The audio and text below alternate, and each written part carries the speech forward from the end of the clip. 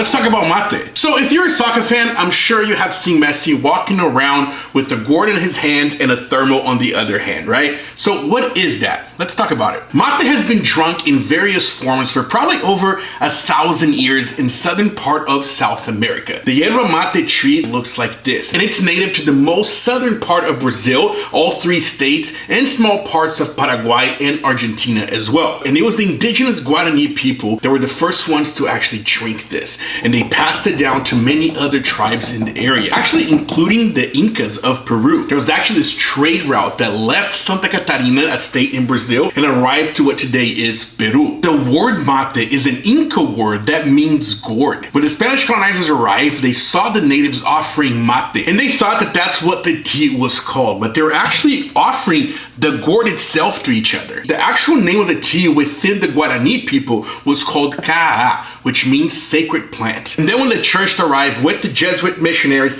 in this area, of course, they prohibited the consumption of mate, saying that this was the drink of the devil. One, because the Guarani people would drink this all day. And whenever they did, they were energized when consuming it, right? When they weren't consuming it, they were a little bit moody. They were addicted to this, but it's just caffeine. Once the church realized that this was not an evil plant, then of course they domesticated it. And then of course they had to commercialize the plant as well, and that spread it all over the regions in the southern part of South America. Today, mate, terere, chimarrão, which is this right here, is something that's really embedded in the cultures of Argentina, Paraguay, Uruguay, and of course the southern part of Brazil where I grew up. So that's why we're drinking chimarrão here. And there is a huge difference between each country, how they consume it, and the kind of leaf that it has. This here is a pretty famous kind of yerba mate that comes from Argentina, and you're gonna see the big difference here. The Argentine mate is a little bit more coarse. It has a little bit of the stems and the sticks, and it's also toasted and aged. So it's a little bit easier to drink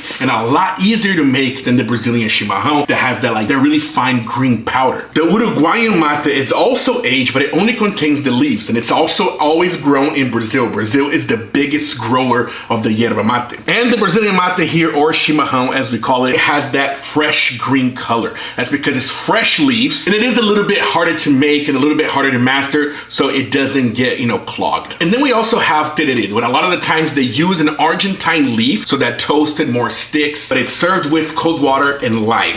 And it's served in a bullhorn just like this one. And terere is usually enjoyed in Paraguay and the west part of Brazil, where it's actually the most traditional way to make mate, because this is how the Guarani used to drink it. This is also an area where the weather is very hot. And if you want to enjoy your chimarrão or your mate or your terere, there's usually a list of rules that you have to follow when you're enjoying it with your friends, and I'm going to share on the next video when you actually learn how to make this.